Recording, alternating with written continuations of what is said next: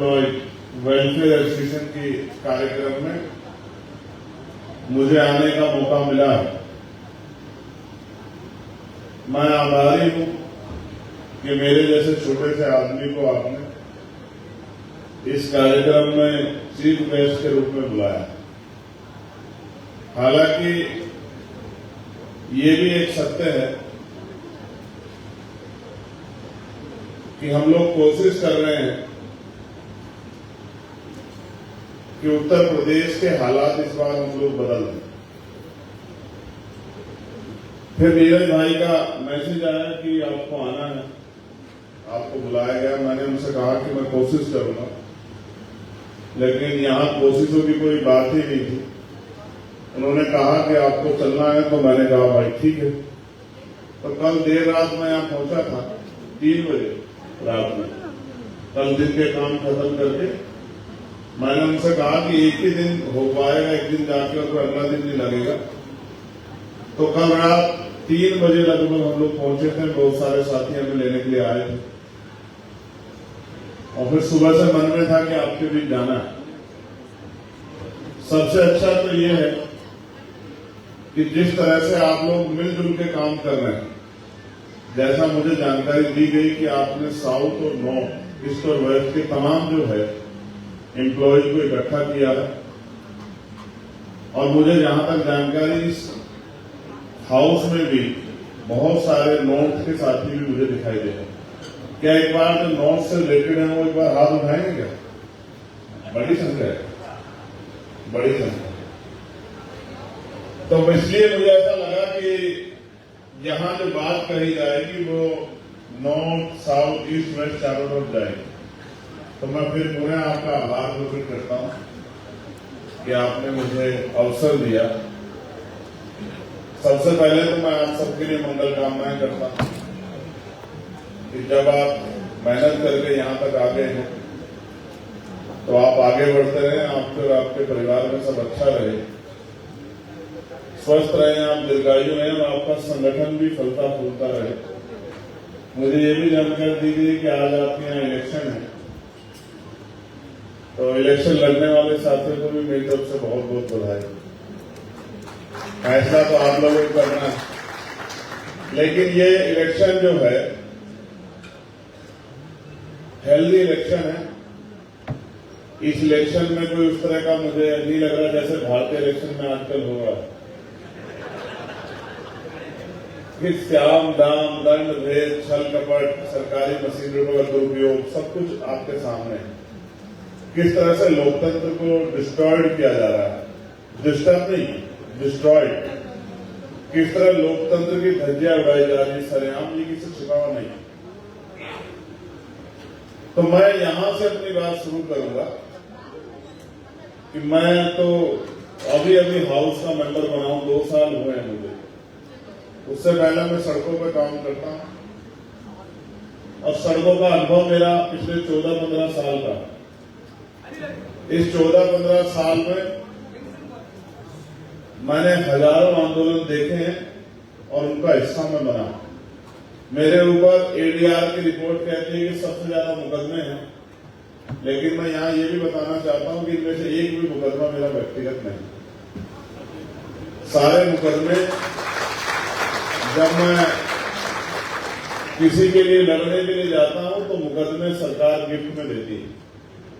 इसको आप सेना में जैसे मेडल मिलता है उस तरह से भी देख सकते हैं। तो मैंने ये मेडल कमाए,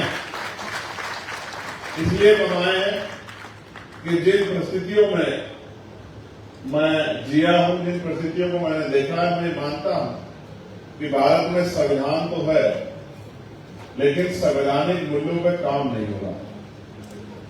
और पिछले कुछ समय में जिस तरह के हालात बदले, जिस तरह से इंस्टीट्यूशन का मिसयूज हो रहा है, ऐसे में हम अपनी पार्लियामेंट्री कमेटी के जरिए आई थिंक इंडियन बैंक के साथ ही कहीं ना कहीं मुझे कमेटी मीटिंग में जरूर मिले होंगे। मैं बहुत सारी पार्लियामेंट्री कमेटी मीटिंग में गया हूं एसएस के वेलफेयर की। कहीं ना कहीं इंडियन बैंक के जो एसोसिएशन है उसके मेंबर्स मुझे जरूर मिले होंगे।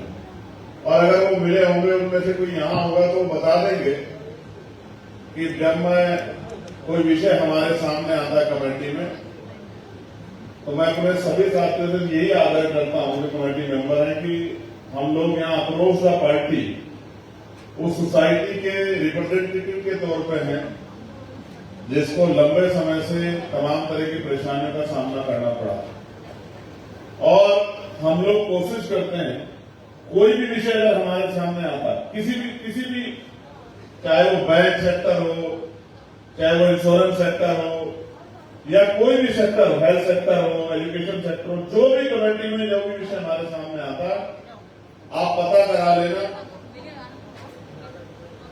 पूछ लेना। हम अपनी बात को इतनी दमदारी से रखते हैं कि पार्लियामेंट के स्पीचेस आपको हल्की दिखाई देंगी उस बातों के साथ। कई बार कई चीफ सेक्रेटरियों से, कई एडिशनल सेक्रेटरियों से स्टेट में जब हम लोग जाते हैं, कई प्रिंसिपल सेक्रेटरियों से इतनी ठोस बहस हो जाती है मुद्दों को लेके, इतनी बहस हो जाती है कि ऐसा लगता है कि बस अभी अभी मारपीट जैसी स्थिति बन जाएगी। लेकिन मारपीट करने के लिए थोड़ा ही हम लोग वहां, हम लोग तो अपनी बात को जोर शोर से इसलिए कहते हैं कि उनको सुनाइए, क्योंकि वो सुनना नहीं चाहते। अगर सुनना चाहते तो 75 साल में बहुत कुछ बदल गया होगा। मैं गारंटी देता हूं, इंडियन बैंक के कर्मचारियों के तौर पर उनका भाई होने के नाते गारंटी दे कह सकता हूं, आपके पास अगर मैं पूछने रहूंगा, हर तीसरे आदमी के पास कोई ना कोई समस्या होगी अपने डिपार्टमेंट से जुड़ी। मेरा चैलेंज है इस बात को लेकर, क्योंकि जिस तरह से ट्रीट होना चाहिए इंस्टीट्यूशन को उस तरह नहीं किया जा रहा। आपके यहाँ इस तरह के लाइजन ऑफिसर बनते हैं, मैं भी ये भी जानता हूँ कि कौन आदमी बनता, कैसे बनता, बेचारा अगर कुछ बोल जाए तो क्या होता है, कितनी ट्रांसफर की, कितनी पोस्टिंग की, कितनी ही जो है सैलरी से रिलेटेड, कितनी हाउस रिलेटेड, इतनी समस्याएं आएंगी कि गिनते गिनते जो है शाम हो जाएगी, सबसे बात भी नहीं हो पाएगी। लेकिन सच ये है कि फिर भी आप महत्वपूर्ण हैं, क्योंकि सबकी हालात ऐसी नहीं। आप तो आनंद भी ले रहे हैं, देखो अच्छे टेम्परेचर में है तो नींद का आनंद भी ले रहे हैं। ऐसा ही है समाज। मैं और हमारे साथी जिनका आपने पोस्टर लगाया है, और तिरुमलन, ये मेरे बड़े प्यारे भाई, जब मैं जेल में था, ये पार्लियामेंट में थे, ये मेरे लिए उन्होंने हमारा जुटा। और आप जब आएंगे तो आपको लगेगा मेरे उनसे रिश्तों को देख के कि हमें इतने अच्छे रिश्ते हैं कि हमने भले ही माँ की पेट से जन्म ना लिया हो, लेकिन हम एक दूसरे के साथ खड़े रहते। और मैं यहाँ देखिए, लीडर्स में ये होता नहीं है, लीडर्स अपने आप को सर्वश्रेष्ठ कहते हैं, लेकिन मैं जिम्मेदारी से कह सकता हूँ कि त्रिवेंद्र भाई जिस तरह का काम यहाँ करते हैं वो लाजवाब है। मैं उनके काम की सराहना करता हूँ। वो यहाँ इस मूवमेंट को आगे बढ़ाने के लिए अपने प्रयास करते हैं। नॉर्थ में हम लोग, हमारी टीम, हालांकि हमारी टीम यहाँ भी है तमिलनाडु में, लेकिन हम लोग यहाँ उस तरह से काम नहीं कर रहे, क्योंकि मुझे लगता है साउथ के ज्यादा अपेक्षा, साउथ में लोग ज्यादा जागरूक हैं, नॉर्थ में भी ज्यादा काम करने की जरूरत है। नॉर्थ में अनुभक्ति भक्ति बहुत हावी है, उस अनुभक्ति भक्ति से लोगों को निकालना जरूरी है। मैं यहाँ ये भी कह सकता हूँ कि मैं प्योर अम्बेडकराइट हूँ। प्योर का मतलब यह है कि मैं जैसा मंच पे हूँ ऐसा घर में भी। ऐसा नहीं कि मंच पे जो मैं कहता हूँ उसको मैं घर में फॉलो नहीं करता। मेरे परिवार में वो सब चीजें फॉलो होती है जो बाबा साहब अम्बेडकर ने कही, और जो बाबा साहब अम्बेडकर ने नहीं कही वो फॉलो नहीं। और मैं यहाँ, जब आपने मुझे अवसर दिया, पता नहीं मेरी बात आपको अच्छी लगेगी या नहीं लगेगी, लेकिन मैं सब झूठ कह दूं ये मेरे कैरेक्टर में नहीं है। मैं आपके सामने तो सच भी कहना चाहता हूं। मैं अभी अमेरिका गया था। अमेरिका में जाने के बाद मैंने महसूस किया वहां हमारे लोगों को अफर्मेटिव एक्शन का लाभ नहीं मिलता, जिसको यहाँ रिजर्वेशन कहते हैं।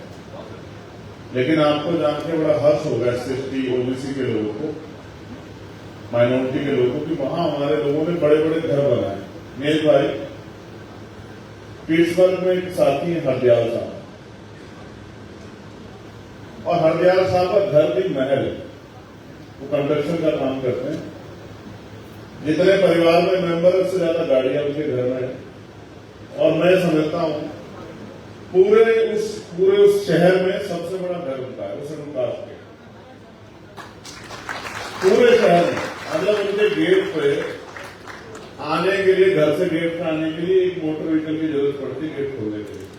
इतना बड़ा घर बनाया। तो मैं उसको देख के मेरे मन में ज्वेलर्स नहीं हुई, मेरे मन में शक्ति पैदा हुई कि यार हमारे लोगों में वहां से यहां आके अपने आप को मजबूत किया, स्टैब्लिश किया। इसको इस तरह समझो मेरे विचार में कि अगर रेस की लाइन एक होगी इंडिया में तो हम लोग यहां भी इस तरह की शक्ति हासिल कर सकते हैं, इस तरह की जो है ताकत कामयाबी हासिल कर सकते हैं। तो उन्होंने करोड़ों करोड़ रुपए की गाड़ियां खरीद रखी है और जब मैं गया तो मेरे सम्मान में लेके आए करोड़ों रुपए की गाड़ियां। और जबरन मुझसे कहते हैं कि नहीं, इस गाड़ी के अगली सीट पे आप बैठो। हम ये बताना चाहते हैं कि हम अपने भाई के सम्मान में, हालांकि ये अजीब है, सेकंड डे में एक छोटी गाड़ी से चला गया। आप जैसे चाहने वाले भाई को अच्छा नहीं लगा, उसने अगले दिन नई गाड़ी खरीद ली, नई गाड़ी, आई थिंक वो 2 करोड़ रुपए की है लगभग। तो मुझसे मिले, मुझसे कह रहे हैं कि अब आप छोटी गाड़ी में नहीं रहेंगे, जब तक अमेरिका में रहेंगे आप ये वाली गाड़ी यूज करेंगे। मैंने कल रात ही परचेज की स्टोर जाके कि भाई को छोटी गाड़ी में नहीं घूमने देना। तो अब मैं जनरल बात पे आता हूं जो मैं आपको कहना चाहता हूं। मैं अमेरिका गया, बहुत सब चीजें मैंने वहां देखी और फिर जब मैंने तुलनात्मक अध्ययन किया तो मुझे महसूस हुआ कि इंडिया को अमेरिका जैसी स्थिति में आने के लिए भी बहुत मेहनत करनी पड़ी और ये तब तक किसी भी कीमत में संभव नहीं होगा जब तक यहाँ का हर वर्ग इस बात को स्वीकार नहीं करेगा जो संवैधानिक मूल्य है। भारत में अभी भी लोग संवैधानिक मूल्य को स्वीकार नहीं कर पाए। जो संविधान के उद्देश्य हैं, संविधान के जो विचार हैं, संविधान के जो भाव हैं, उसको स्वीकार नहीं कर पाए। इस वजह से आज भी यहाँ तमाम तरह के डिस्क्रिमिनेशन के शिकार हम लोग होते हैं। तो मैं जब वहां घूमा तो मुझे पता लगा उन्होंने सबसे बड़ा काम ये किया है, उन्होंने कक्षा 1 से 12 तक एजुकेशन को फ्री कर दिया। फ्री गवर्नमेंट स्कूल है, यहाँ के 5 स्टार होटल भी उनके सामने आपको बेकार दिखाई देंगे, इस तरह के स्टैब्लिश किए गए हैं। और जब मैंने उनकी पॉलिसी को पढ़ने का प्रयास किया तो मुझे समझ आया कि किस तरह से लोग वहां आगे बढ़ने का प्रयास करें। तो जब मैं इंडिया आया तो मैंने ये बात कहनी शुरू की कि मैं कक्षा 1 से 12 तक उत्तर प्रदेश में शिक्षा फ्री करेंगे। इसका कारण समझो आप कि मैं ये बात क्यों कह रहा हूं। एक जैसी स्थिति नहीं है सबकी। आपके बच्चे, मैं गारंटी देता हूं, मैं जितने लोग यहाँ बैठे किसी का बच्चा सरकारी स्कूल में नहीं पढ़ता हो। आप बताओ अपने में पढ़ता है कितने परसेंटेज जिनके पढ़ते जरा हाथ उठाएं। 1% भी नहीं बन पा रहे हो आप, देख लो चाहे। क्यों नहीं पढ़ते हैं? उसका रीजन क्या है? क्योंकि हमारे दिमाग में ये बात बैठ गई कि सरकारी स्कूलों में अच्छी पढ़ाई नहीं होगी। यही सच है ना। हम ऐसा नहीं कि एजुकेशन नहीं चाहते, एजुकेशन चाहते हैं, लेकिन हमें पता है कि सरकारी स्कूलों में जो एजुकेशन मिल रही है वो अच्छी नहीं, इससे हमारे बच्चों का भविष्य नहीं बनेगा। यही कारण है ना। लेकिन सरकारी स्कूलों में गवर्नमेंट पैसा कितना खर्च कर रही है? प्राइवेट का जो टीचर है उसकी सैलरी कितनी है और गवर्नमेंट का जो टीचर उसकी सैलरी कितनी है? और कितना बजट गवर्नमेंट हर साल दे रही है स्कूल को, मिड डे मील से लेकर सब चीजों में, ड्रेसेज, सब चीजें। लेकिन प्राइवेट में तो कुछ भी नहीं मिल रहा, प्राइवेट में ज्यादा पैसा देना पड़ रहा है। फिर भाई उधर की तरफ क्यों भाग रहे हैं? जो गवर्नमेंट एम्प्लॉई वो भी भाग रहे हैं, जो बिजनेसमैन है वो भी प्राइवेट स्कूल में जा रहे हैं अपने बच्चों को लेकर। क्यों? तो सारी बात का एक बात समझ आया कि बाबा साहब अम्बेडकर ने कहा था, जब उन्होंने अपने नारे दिए तो सबसे पहला नारा यही दिया कि शिक्षित बनो, संगठित रहो, संघर्ष करो। और फिर उन्होंने ये भी कहा शिक्षा शेरनी का वो दूध है जो पिएगा वो दहाड़ेगा। तो ये शिक्षा है जो इस देश में बराबरी ला सकती है, क्योंकि हम पे जमीन नहीं है, हम पे उद्योग नहीं है, हमारी आर्थिक स्थिति बहुत अच्छी नहीं है। तो हम अगर अपने हालातों में सुधार चाहते हैं तो उसके लिए अगर सबसे इम्पोर्टेंट कोई चीज है जो सबसे बड़ा बदलाव कर सकती है तो शिक्षा। और ये बात हम ही नहीं जानते, ये बात इस देश में, जो देश में समानता के विरोधी लोग हैं वो भी जानते हैं। इसलिए उन्होंने शिक्षा का बाजारीकरण कर दिया। आगे से सोच के देखो, क्या एमबीबीएस की पढ़ाई, एमडी की पढ़ाई आसान है? गरीब परिवार कर सकते हैं क्या? मिडिल क्लास परिवार कर सकते हैं क्या बिना लोन लिए? क्या इंजीनियरिंग की पढ़ाई, मास कम्युनिकेशन की पढ़ाई आसान है क्या? कितना पैसा खर्च करना पड़ता है? आपने देखा कि नीट का पेपर लीक हो गया, 22 लाख बच्चों का भविष्य बर्बाद हो गया, किसी को फर्क नहीं पड़ा। गवर्नमेंट एनटीए पे लगा रही है कि भाई इनको जवाब देना चाहिए, मीडिया विपक्ष से सवाल पूछ रही है, सरकार के लोग कह रहे हैं कि हम इसको सुधार देंगे। लेकिन ये मैं पूछना आपसे भी चाहता हूं, ये पेपर लीक कैसे होता है? क्या बिना सरकार के संरक्षण के लीक हो सकता है? बिना सिस्टम के संरक्षण के लीक हो सकता है? तो किस तरह की मजाक देश में हो रही है? अभी 2 दिन पहले या 8 दिन पहले एक सोशल मीडिया वो चलता है कॉकरोच के नाम से, और किस तरह का उसको जो है समर्थन, यानी कि युवाओं में झटपटाहट पैदा हुई है। बेरोजगार युवा तड़प रहा है, तो उनमें आप में बहुत फर्क है। आप पे रोजगार है, वो बेरोजगार हैं, और वो आपके घर परिवार के लोग, वो तड़प रहे हैं रोजगार के लिए, परेशान है, और आप भी परेशान है, क्योंकि जो सोशल जस्टिस की बातें कागजों में दिखाई देती वो है नहीं कभी। तो मैं एजुकेशन की वैल्यू को समझता हूं, इसलिए पूरे प्रयास में हम लोग ये हैं कि एजुकेशन सबके लिए मुफ्त हो और कॉमन एजुकेशन पॉलिसी देश में लागू होनी चाहिए। चाहे वो बच्चा, देखो आप रोजगार नहीं दे सकते ना गवर्नमेंट, तो पढ़ाई तो करा सकती है ना। वो डॉक्टर बने, इंजीनियर बने, लॉयर बने, वो कार्टूनिस्ट बने, आर्टिस्ट बने, वो पत्रकार बने, चित्रकार बने, उसकी पढ़ाई के साथ अगर आप ये लगा दोगे कि इतना पैसा होना चाहिए, इतनी फीस होती है, कहां से बन जाएगा? तो मैं समझता हूं इस देश में अभी बहुत कुछ करने की जरूरत है, और कर्मचारी साथी जो यहाँ है उनके लिए मेरा ये आग्रह है। मैं एक साथी से मिला था, उनके परिवार के कई लोग जॉब में हैं। ये जॉब का कारण क्या है?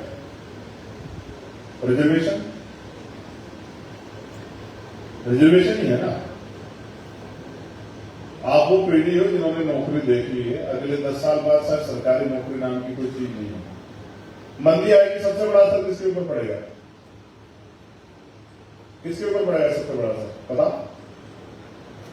जॉब्स पे, बैंक्स पे। भाई अगर ऑयल महंगे होंगे तो ट्रांसपोर्टेशन महंगा होगा, ट्रांसपोर्टेशन महंगा होगा तो मैन्युफैक्चरिंग कमजोर हो जाएगी, मैन्युफैक्चरिंग कमजोर हो जाएगी तो जॉब्स जाएंगी तो एनपीए हो जाएगा बैंकों में। अब देखो ना, ईएमआई नहीं आएगी, तो कुल मिलाकर बैंकों पे सारा भार आ जाएगा। तो एक समय ऐसा आएगा कि हो सकता है किसी बैंक का मर्ज हो जाए। ये चिंता की बात है, डरने की बात नहीं है, लेकिन चिंता की बात तो है। और ये सब है जिनके कंधों पे जिम्मेदारी है, उन्होंने 2 महीने दम के चुनाव वाला खूब पैसा खर्च किया, जानते हुए कि वैश्विक स्तर पर किस तरह के हालात है। यानी कि हमारी गवर्नमेंट देश के लोगों के प्रति जिम्मेदार नहीं है, वो इलेक्शन के प्रति जिम्मेदार है। तो ऐसे में मैं ये सोचता हूं सुबह शाम कि आने वाले 10 साल में क्या जॉब्स रहेंगे, और जब जॉब्स नहीं रहेंगे तो मिडिल क्लास कहां से आएगा? क्योंकि आज भी देश में 80% लोग, और देश की सरकार, केंद्र की सरकार के आंकड़ों के आधार पर 80 करोड़ लोग ऐसे हैं, आधी आबादी से ज्यादा, जो सस्ता राशन लेके जो है या मुफ्त राशन लेके अपना जीवन यापन कर रहे हैं। मैं अगर आपसे पूछूं कि आप सड़क पर लाइन पर लगकर मुफ्त राशन ले सकते हैं? बताओ ईमानदारी से, ले सकते हो? नहीं ले सकते ना। तो इसका मतलब मिडिल क्लास तो नहीं है, वो तो गरीबी रेखा से नीचे के लोग हैं। लेकिन जिस देश में आजादी के 75 साल बाद और इतने प्रकार के, इतने शानदार कॉन्स्टिट्यूशन में इतनी प्रकार की पॉलिसी के बाद अगर 80 करोड़ लोग आज 6 करोड़ तो 100 करोड़ मिलेंगे, 100 करोड़ लोगों का गरीबी रेखा से नीचे जीवन यापन कर रहे, तो क्या बदला है देश के अंदर? किसने बदलने का प्रयास किया? चारों तरफ घूम के हमें अंधेरा दिखाई देता है, तो ऐसा समझ आता है कि जो लोग आगे बढ़ गए हैं उनको भी महापुरुषों ने उनसे भी अपेक्षाएं की थी, जैसे आपसे और मुझसे, कि जो लोग आगे निकल के आएंगे सामाजिक रिप्रेजेंटेटिव को लेके, उनको प्रोएक्टिव सोसाइटी पर ध्यान देना चाहिए, उनको अपने पीछे छूटे लोगों के लिए काम करना चाहिए। आप मुझे प्यार करते हैं, ये बहुत अच्छी बात, आप मुझे देखते हैं उससे भी अच्छी बात, आप मुझे सुनते हैं, मैं इसके लिए आपका धन्यवाद कर सकता हूं। क्यों? क्या आप मेरे साथ खड़े होकर काम कर रहे हैं? क्या आप सामाजिक परिवर्तन में कोई योगदान दे रहे हैं? कितने महापुरुषों में नाम अगर आपको गिनाऊं, साहू जी महाराज, राष्ट्रपिता ज्योतिबा फुले, पेरियार साहब, बाबा साहब अम्बेडकर, माननीय काशीराम साहब, इतनी लाइन है इतनी बड़ी, मैं जब नाम लेता हूं तो 40-45 नाम है जिनके बाद एहसास होता है कि ये जो कपड़े मिले ये आसानी से नहीं मिले, इसके लिए बहुत संघर्ष करना पड़ा। लेकिन क्या कभी हमने सोचा कि जो लोग पीछे छूट गए हैं, जिनको अवसर समाज को मिले, तो क्या हम उनको आगे बढ़ाने के लिए कुछ कर रहे हैं? क्या हमारे साथियों ने कोई कोचिंग इंस्टीट्यूशन खोला है? क्या हमारे साथियों ने गरीबों के बच्चों के लिए कोई स्कूल खोला है? कि अगर गवर्नमेंट नहीं देती तो चलो हम लोग मिलकर प्रयास करते हैं। क्या उस तरह का हमारे साथियों ने कोई लाइब्रेरी, इस तरह का कोई डेवलपमेंट का कार्यक्रम चलाया? तो निराशा होती है कि जिस समाज में बाबा साहब अम्बेडकर ने 18 मार्च 1956 को जो आगरा में भाषण दिया, ये कहते हुए कि मुझे मेरे पढ़े लिखे लोगों ने धोखा दिया है, मैं जो करना चाहता था उसका बहुत बड़ा हिस्सा नहीं कर पाया, मैं बड़े तमाम तरह के अपमान, आरोप, अन्याय से किस कारवा को यहाँ तक लेके आ पाया हूँ। अगर आप इसको आगे नहीं बढ़ा सकते तो उसको पीछे मत जाने देना। इसके साथ साथ वो एक लाइन और कहते हैं कि जब मैं अपने चारों तरफ देखता हूं तो मुझे एक भी नौजवान ऐसा नहीं दिखाई देता जो इस तंबू का, इस आंदोलन रूपी तंबू का बंबू बन के इस आंदोलन को आगे बढ़ा सके।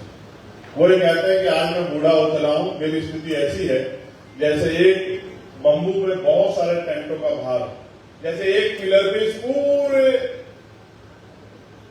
हाउस का भार आ जाए। तो वो कहते हैं कि मैं ऐसी स्थिति में हूं, मेरी स्थिति ऐसी है कि मेरे ऊपर जिम्मेदारी बहुत है और मैं बूढ़ा हो चला, बीमार रहता हूं, लेकिन एक भी नौजवान नहीं खड़ा हो रहा। तो जब मैंने ये बातें पढ़ी जेल में रहते 16 महीने, तो मुझे ऐसा लगा कि अपने माँ बाप की सेवा, अपने परिवार की सेवा करना एक काम है, लेकिन जिस समुदाय में पैदा हुए, जिन महापुरुषों के संघर्ष की वजह से यहाँ आए हो, उनके कार्यक्रम के आंदोलन को, उनकी इच्छाओं को, उनके विचार को आगे बढ़ाना बहुत इंपोर्टेंट है। इसलिए मैंने नौकरी का विचार मन से निकाल दिया और सामाजिक काम करना शुरू कर दिया, और उसी कार्य की वजह से आज मैं आपके बीच हूं। मैं बहुत पैसे वाला होता तो शायद आप मुझे सुनने नहीं आते, मैं बहुत बड़ा बिजनेसमैन होता तो शायद आप मुझे सुनने नहीं आते। आप मुझे इसलिए सुनने के लिए आए हो और इसलिए नारा लगा रहे हो क्योंकि आप ये जानते हो कि ये आदमी हमारा भाई है, हमारे लिए काम कर रहा है। और मैं आपको जिम्मेदारी से बता रहा हूं, कड़वा है लेकिन समाज तब तक याद रखता है व्यक्ति को जब तक वो संघर्ष कर रहा है। आप काशीराम जी को जानते हैं? कितने लोग जानते हैं? हाथ उठाना। बहुत लोग जानते हैं। क्या कभी आप उनके घर गए? क्या कभी आपने उनके परिवार की हालत देखी? क्या कभी आपने उनके लिए एक बार हाथ आगे बढ़ाया? हम महसूस करके देखे। हम अपनी जरूरत के हिसाब से अपने नेता का साथ देते हैं, और जिस दिन हमारा नेता किसी कारण कमजोर हो जाए तो फिर हम दूसरे नेता को खोजने लग जाते हैं। एक्चुअली हमें अपनी लड़ाई लड़ने के लिए किसी दूसरे व्यक्ति की जरूरत है, हम अपनी लड़ाई लड़ना नहीं चाहते। मैंने काशीराम साहब का घर देखा, आपका घर, मेरा घर अच्छा है, उनका घर बहुत बुरे हालात में है, उनके परिवार के लोग बहुत बुरे हालात में है। लेकिन जब मैं उस महापुरुष को देखता हूँ तो देखता हूँ पूरे देश में घूम घूम के बाबा साहब अम्बेडकर को लोग भूल गए थे, उनको वापस याद दिलाने का काम माननीय काशीराम साहब भूल गए थे। भूल गए थे कि कौन है बाबा साहब अम्बेडकर, और वो बाबा साहब अम्बेडकर के गांव में पैदा नहीं हुए काशीराम साहब, उनके जिले में पैदा नहीं हुए, उनके प्रदेश में पैदा नहीं हुए। बाबा साहब अम्बेडकर मध्य प्रदेश में पैदा हुए, महाराष्ट्र में काम किया। काशीराम साहब पंजाब में पैदा हुए। काशीराम साहब ने कभी बाबा साहब को जीवित रहते देखा नहीं, उनके बारे में सुना नहीं, उनके संघर्षों को जाना नहीं। जब वो डीआरडीओ में जॉब कर रहे थे महाराष्ट्र के पुणे में, तब उनको बाबा साहब के बारे में पता लगा और वो किताब पढ़ के प्रभावित हो गए। लेकिन हमारा ये समाज देख के भी प्रभावित नहीं होता, संघर्ष को क्या करना होता है, क्या करना। इसलिए मैं निराशावादी न आशावादी, मैं आपको विश्वास दिलाता हूं, नोट की गारंटी लेके आपको विश्वास दिलाता हूं, अगले 3-4 साल में आप याद रखना जिस बात को मैं आज कह रहा हूं, ये बात बच्चा बच्चा कहेगा, किसी जाति का और किसी धर्म का हो, कि ये होना चाहिए। देश में इतनी मेहनत हम लोग वहां करने वाले हैं, इतना काम हम लोग वहां करने वाले, हमने अपनी तैयारियां कर ली, और हम एक एक मिनट अपने आंदोलन को कामयाब करने, लोगों को जागरूक करने, भाईचारा बढ़ाने। और मैं आपसे भी अपील करूंगा, जब आप ये मानते हैं कि जाति व्यवस्था हमारे महापुरुषों ने नहीं बनाई है, तो आपको बहुजन समाज में भाईचारा पैदा करने का प्रयास करना चाहिए। अपने कार्यक्रमों में, अपने जो है उस तरह के आयोजन में बहुजन समाज के सब लोगों को हिस्सेदारी देनी चाहिए, और अपनी तरफ से लोकसभा का सदस्य होने के नाते मैं इंडियन बैंक के कर्मचारी भाइयों को विश्वास दिलाता हूँ, बहनों को, जहां आपको जरूरत पड़ेगी, जब जरूरत पड़ेगी, जिस परिस्थिति में जरूरत पड़ेगी, कहीं भी जाना होगा, कोई भी बात रखनी होगी, तो मैं आपको विश्वास दिलाता हूं, आपकी लड़ाई में हम लोग साथ खड़े रहेंगे, आपको अकेला नहीं। मैंने भी बाबा साहब अम्बेडकर के परिवार में जन्म नहीं लिया, उस प्रदेश में जन्म नहीं लिया, ना काशीराम साहब जहां पैदा उस प्रदेश में जन्म नहीं लिया, लेकिन मैं जिस प्रदेश में जन्म लिया उसका नाम उत्तर प्रदेश है। और उत्तर प्रदेश के हर घर में महापुरुषों के नाम की क्रांति है, क्योंकि इसलिए बड़ा काम नहीं हो पा रहा, क्योंकि आर्थिक स्थिति बहुत अच्छी नहीं है और लोग जवानी में रोजगार के लिए परेशान रहते हैं, और जब रोजगार मिलता है तो सेटलमेंट के लिए परेशान रहते हैं, और ऐसे करते करते उन पर बुढ़ापा आ जाता है, कब बाल सफेद हो जाते हैं, फिर उन पर जिम्मेदारी आती है कि बच्चे भी हैं, पत्नी भी है, रिश्तेदार भी है, जमीन भी लेनी है, घर भी बनाना है, गाड़ी भी लेनी है, सोसाइटी में अपने आप को मेंटेन भी रखना है। इसी परिस्थिति में उनका जीवन पूरा हो जा रहा है, बड़ी कठिन लड़ाई है। लेकिन कुछ लोगों को तो अपनी व्यक्तिगत लड़ाई से आगे बढ़ के काम करना पड़ेगा, उसमें तो मैं और हमारे जैसे बहुत सारे साथी काम कर रहे हैं। हम हमेशा इस लड़ाई को लड़ते रहेंगे और विश्वास के साथ और उम्मीदों के साथ कि आपका सहयोग भी हमें निरंतर मिलता रहेगा, तन मन धन से भी। और मीडिया का तो मुझे पता नहीं, यहाँ की मीडिया का तो मुझे पता नहीं, वहां की मीडिया का तो मुझे पता है कि वो कैसी। भारतीय मीडिया का तो आपको पता ही, अभी जब ऑपरेशन सिंदूर हुआ तो कराची से सब कब्जा कर लिया था हम लोगों ने ना, इस्लामाबाद सब रात में 11 साढ़े 11 बजे। मतलब आप ये देखो हमारी मीडिया का स्तर इतना गिर गया है कि वो इस तरह की चीजों को आगे बढ़ा देते हैं, जिसका परिणाम समाज में बहुत खतरनाक हो सकता है। हमारी फॉरेन पॉलिसी कोलैप्स हो सकती है, हमारे यहाँ इस तरह के युद्ध जैसे हालात बन सकते हैं, लेकिन उनको टीआरपी के अलावा किसी चीज की दिक्कत नहीं है, उनको टीआरपी चाहिए। कुछ मीडिया चैनल जिनको राष्ट्रीय स्तर कहते हैं, उनका स्तर इतना गिर गया है, वो भक्ति में इतने लीन है। लेकिन मैं उनकी भी गलती क्या मानूं, जब मैं उनके ऑफिस जाता हूँ देखता हूँ 500 तो 600 कर्मचारी काम कर रहे हैं, उनको करोड़ों रुपए की सैलरी देनी है, वो सैलरी कहां से लाएंगे? वो विज्ञापन से लाएंगे, विज्ञापन सरकार दे सकती है, तो इसलिए वो बेचारे जो है सरकार की चरण अंदर आप पड़े रहते हैं, इसलिए वो सही बात नहीं कह रहा। तो जिस देश का मीडिया भक्ति में लीन हो जाए, उस देश की जनता अगर भक्ति में सरोकार भक्ति में डूब जाए तो कोई बहुत बड़ी बात नहीं, क्योंकि लोकतंत्र का चौथा स्तंभ जब अपना काम नहीं करेगा, लोकतंत्र का दूसरा स्तंभ अपना काम नहीं करेगा, जब कार्यपालिका और कड़वा आई, मगर पता नहीं इसके बाद कैसी टिप्पणी आएगी, क्योंकि ये बात तो सब लोग सुनेंगे कि न्यायपालिका में भी जिस तरह का एटमोस्फेयर है अभी, और जजेस जो है वो फैसलों के बाद कई सी ट्रिब्यूनल के चेयरमैन बन जाते हैं, कभी राज्यसभा के मेंबर बन जाते हैं, तो भी निराश हो चुके हैं हम लोग। और मैंने ये भी देखा जब SC ST OBC का मामला आता है तो कोर्ट में फाइल कितने दिन पेंडिंग पड़ी रहती है, लेकिन जब UGC का इश्यू आता है तो एक ही दिन में जो है स्टे हो जाता है। मैं तो बहुत कुछ देखता हूं, लेकिन फिर भी हम आशावादी, क्योंकि अम्बेडकरवादी उम्मीद लगाकर बैठे हैं, परिवारवादी उम्मीद लगाकर बैठे हैं, फूले साहूवादी हैं, काशीरामवादी उम्मीद लगाकर बैठे हैं कि लोकतंत्र में हम लोग शक्ति हासिल करके इस बदलाव को करेंगे। और ऐसी स्थिति में आप लोग की आवश्यकता पड़ेगी। पुनः मैं अपनी बात को अंतिम तक ले जाते हुए आप सबका आभार प्रकट करता हूँ और आपसे आग्रह करता हूँ, जहां से निकल के आए हो इस कहानी को सुनाकर अपनी बात को खत्म करूंगा। बाबा साहब अम्बेडकर ने सिविल सर्विसेज 1935 में शुरू हुई थी इंडिया में, आपको जानकारी है ना? नहीं, ये बात गलत है जो मैंने अभी कही। सिविल सर्विसेज में भारतीयों की भागीदारी शुरू हुई थी 1935, इंडियन एक्ट 1935। उससे पहले भागीदारी नहीं। उससे पहले साउथ बोरो कमेटी और माउंट टेबो चेयरफोर्ड कमेटी ने कई सारे प्रस्ताव दिए थे वोटिंग राइट को लेकर कि वोटिंग राइट किसको मिलना चाहिए। उनके प्रस्ताव थे जो जमींदार है उनको मिलना चाहिए, उनके प्रस्ताव थे जो उद्योगपति उनको मिलना चाहिए, उनको प्रस्ताव थे जो पढ़े लिखे उनको मिलना चाहिए, उनके प्रस्ताव थे जो राजशाही परिवार के लोग उनको मिलना चाहिए। गरीबों के लिए कोई वोटिंग राइट पे कोई चर्चा नहीं कर रहा था। ये बात कर रहा हूं मैं 1919 तक की, जब माउंट टेबो चैंपियन सुधार समिति बनी थी। फिर बाबा साहब अम्बेडकर बहिष्कार हितकांडी महासभा के बैनर से मेमोरेंडम देते हैं 1928 में। 1929 में जो है साइमन कमीशन आता है, 1930 में साइमन कमीशन वापस जाता है, रिपोर्ट देता है। 1930 में पहली गोलमेज कॉन्फ्रेंस होती है जिसमें बाबा साहब अम्बेडकर रिप्रेजेंटेटिव के तौर पर जाते हैं। 30, 31, 32 में जब फाइनल जो है गोलमेज कॉन्फ्रेंस हो जाती है और बाबा साहब कम्युनल अवार्ड लेके आ जाते हैं, डिस्कशन होता है बहुत सारा। उसके बाद पूना पैक्ट 24 सितंबर 1932 की प्रतिबंध बाबा साहब ने किया, और अगर पूना पैक्ट ना होता तो क्या स्थिति होती। मैं आज भी चैलेंज करके कहता हूं, आपका रिप्रेजेंटेटिव होने के नाते, मैं एक वकील भी होने के नाते कहता हूं, आज भी अगर आरक्षण से किसी को दिक्कत है तो वो कम्युनल अवार्ड लौटा दे, आरक्षण की भीख को अपने पास रख ले, हमें किसी की भीख की आवश्यकता नहीं है, आप हमारा अधिकार हमें लगा दो। मैं गारंटी देके कहता हूँ, आज आप कम्युनल अवार्ड वापिस करो, क्योंकि आरक्षण खत्म होने वाली व्यवस्था इसलिए नहीं है क्योंकि कॉन्स्टिट्यूशन के वो जिस हिस्से में है वो वहां से जाने वाली, जब तक देश से कास्ट में डिस्क्रिमिनेशन नहीं खत्म होता।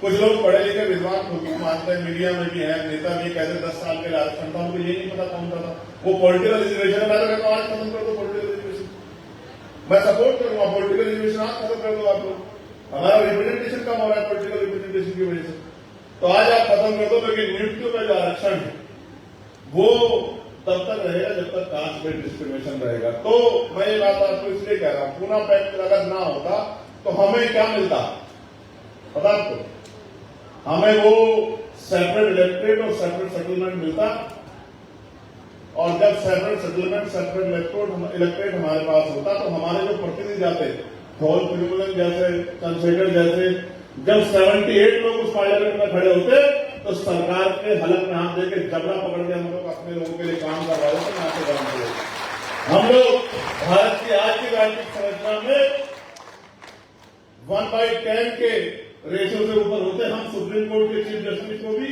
हम इलेक्शन कमिश्नर को भी, हर उस व्यक्ति को जो हमारे साथ न्याय नहीं करता उसको खींचने की हिम्मत पार्लियामेंट में रखते, उसके खिलाफ अविश्वास प्रस्ताव लाने की हिम्मत रखते, हमें शक्ति होती, हमारी वैल्यू होती है देश में, हमारे वोटिंग की वैल्यू होती है, हमारे घरों की, हमारी आवश्यकताओं की वैल्यू होती है, उनको प्रायोरिटी दी जाती है। ये मिलता हमें अगर सेपरेट इलेक्टेड और सेटलमेंट आ जाता। लेकिन मैं आगे बढ़ता हूं, 1932 के बाद जब इंडियन एक्ट 1935 बना तो पहली बार भारतीयों को सिविल सेवा में अवसर मिले, किसी भी भारतीय को ये पहली बार हुआ 1935 का, जिसको मिनी कॉन्स्टिट्यूशन कहते हैं। उसके बाद भारतीय लोग सिविल सेवा में आने शुरू हुए ब्रिटिश गवर्नमेंट में। लेकिन मैं आपको यहां ये भी बताना चाहता हूं, इससे पहले तक जो वोटिंग राइट था जिससे सरकारें चुनी जाती थी, उसमें एक भी दलित, एक भी पिछड़ा, एक भी आदिवासी, एक भी मुस्लिम, एक भी जैन, सिख, बौद्ध नहीं था। उसके पैरामीटर मैंने आपको बता दिया, संपन्न सामान्य जाति के लोगों को ही वोटिंग राइट था। उससे भी बड़ी बात, कोई भी महिला नहीं थी किसी भी जाति समाज की, ना सामान्य जाति की, ना जैन की, ना बौद्ध की, ना क्रिश्चियन की, ना और किसी उसकी schedule caste, schedule tribe, backward को तो भूल ही गई, किसी भी समाज की महिलाओं को वोटिंग राइट नहीं था। भारत पहला ऐसा देश है जिसने कॉन्स्टिट्यूशन के लागू होने के साथ महिलाओं को बराबर का अधिकार दिया, कॉन्स्टिट्यूशनल राइट दिया, संवैधानिक तौर पर वोटिंग राइट दिया। ये बाबा साहब अम्बेडकर की देन है। अगर आज इस देश में राष्ट्रपति से लेकर प्रधानमंत्री और मुख्यमंत्री और राज्यपाल और मंत्री और गांव में सरपंच तक महिलाएं बनने लगी हैं, ये अगर किसी का विजन था तो अकेले बाबा साहब अम्बेडकर का था। इसलिए पार्लियामेंट में मैंने कहा कि महिलाओं को 50% रिजर्वेशन मिलना चाहिए, और 50% रिजर्वेशन में SC, ST, OBC और माइनॉरिटी की महिलाओं को अलग से स्थान मिलना चाहिए, कि अगर ऐसा नहीं हुआ तो उनका रिप्रेजेंटेशन नहीं आ पाएगा, वो बहुत पीछे रह जाएंगे। लेकिन मैं जो इम्पोर्टेंट बात आपको कह रहा हूं, 1935 में जब सिविल सर्विस में इंडियंस को अलाउ हुआ तो उसके बाद एक नौजवान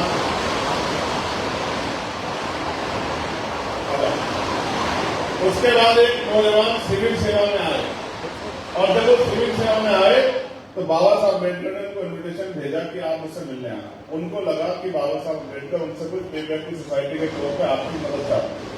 तो बाबा साहब के पास जब वो चले आए तो बाबा साहब ने उनसे पूछा, गांव जाते हो?